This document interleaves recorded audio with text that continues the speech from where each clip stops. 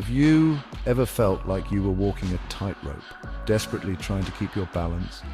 Life can feel that way when we're consumed by the need to control everything.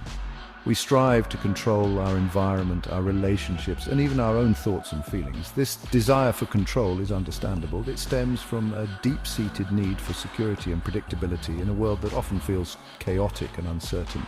We crave a sense of order, a sense that we are the masters of our own destiny.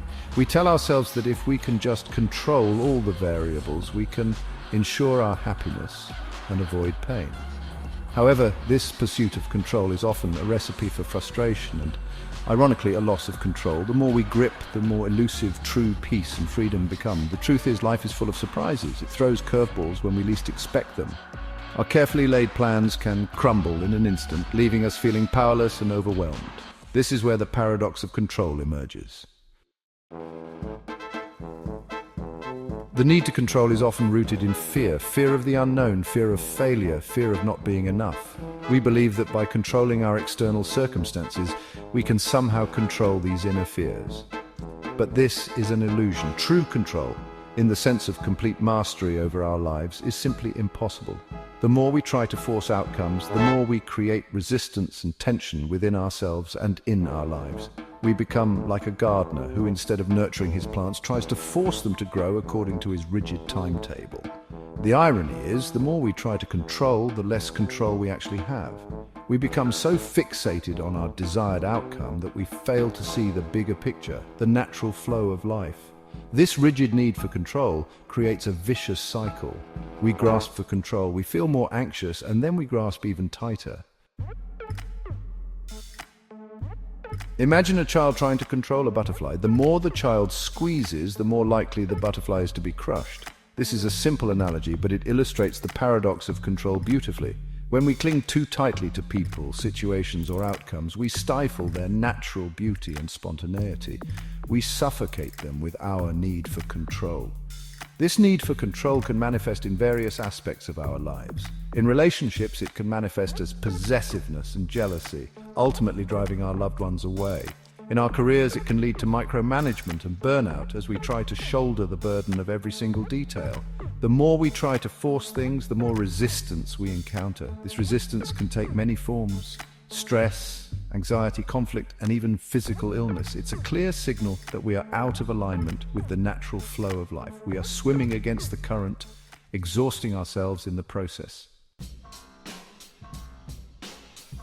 The paradox of control is deeply rooted in the nature of our minds. It's a fascinating aspect of human psychology that we often overlook. Our minds crave certainty and predictability. We seek to map out our days, weeks, and even years in advance.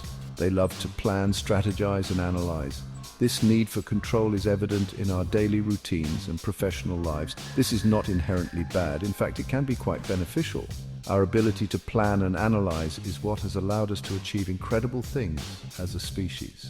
From scientific breakthroughs to space exploration, control has its merits. However, problems arise when we become so identified with our minds that we believe every thought we have.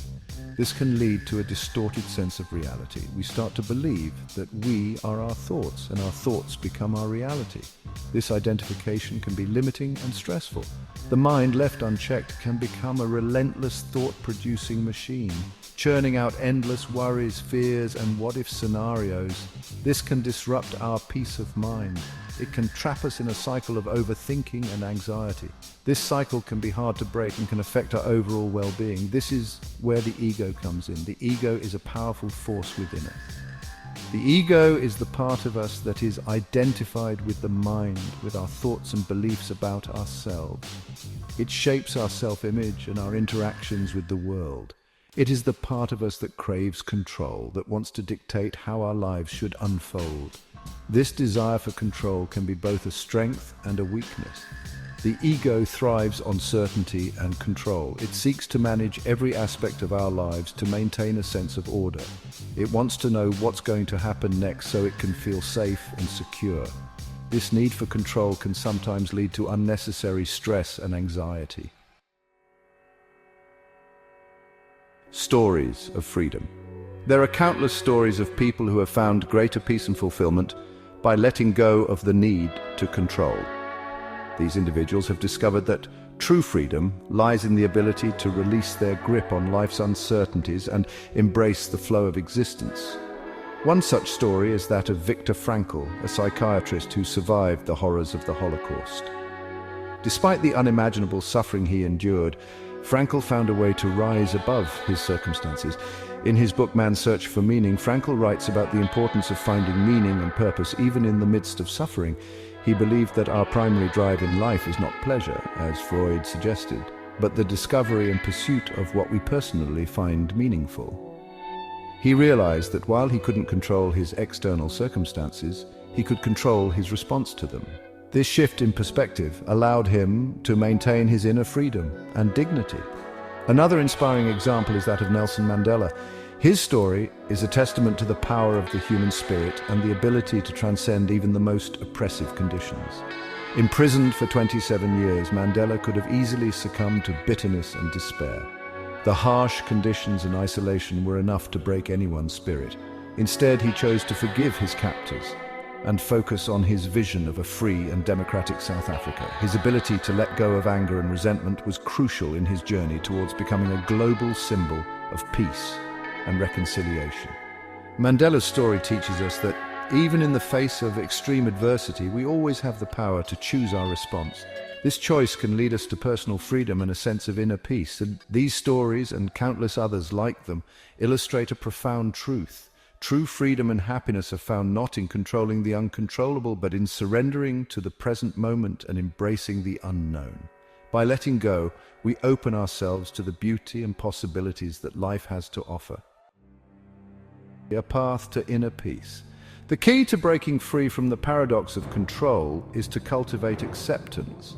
Acceptance doesn't mean resignation or apathy. It doesn't mean giving up on our dreams or goals. Rather, it means acknowledging that we don't have all the answers, that life is inherently uncertain, and that's okay. Acceptance is about making peace with the present moment, with things as they are rather than how we wish they were. It's about trusting that life is unfolding as it should, even if we don't understand why. This doesn't mean we become passive observers in our own lives. We still set goals, work towards our dreams, and take action. But we do so from a place of inner peace and acceptance, knowing that we can't control the outcome. When we learn to accept uncertainty, we open ourselves up to a world of possibilities. We become more adaptable, more resilient, and more open to new experiences. We free ourselves from the self-imposed prison of our own minds. Practical tips for letting go. Letting go of the need to control is a journey, not a destination. It's a path that we walk every day, with each step bringing us closer to inner peace and freedom. It's a process that requires patience, self-compassion, and a willingness to challenge our deeply ingrained beliefs. This journey is not always easy, but it is profoundly rewarding. Here are a few practical tips to help you on this journey. Tips that can be integrated into your daily life to make the process smoother and more effective. First, become aware of your need for control. Awareness is the first step towards change.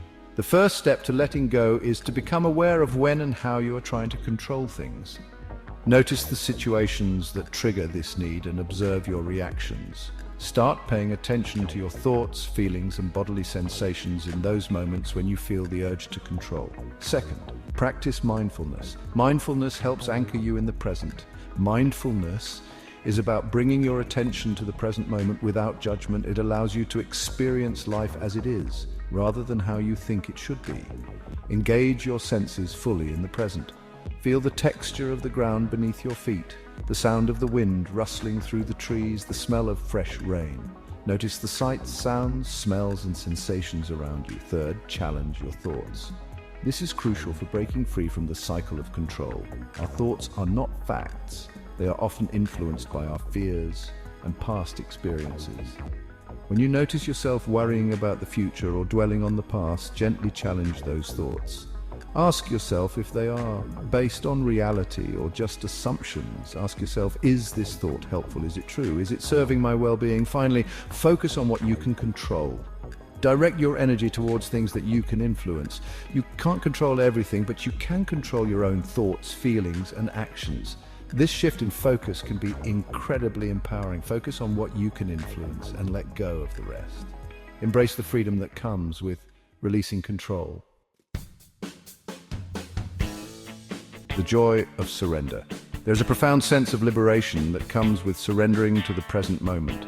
When we let go of the need to control, we open ourselves up to a world of joy, peace, and possibility. We begin to see the beauty in the unexpected, the magic in the unknown. Surrender doesn't mean giving up on our dreams or becoming passive. It simply means letting go of the illusion of control and trusting that life is unfolding as it should. It means embracing the journey with all its twists and turns, knowing that we are exactly where we need to be.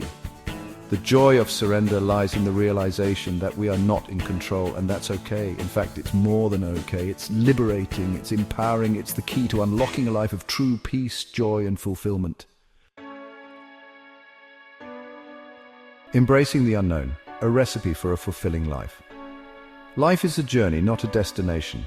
It's a series of experiences, both challenging and joyful, that shape who we are and who we are becoming.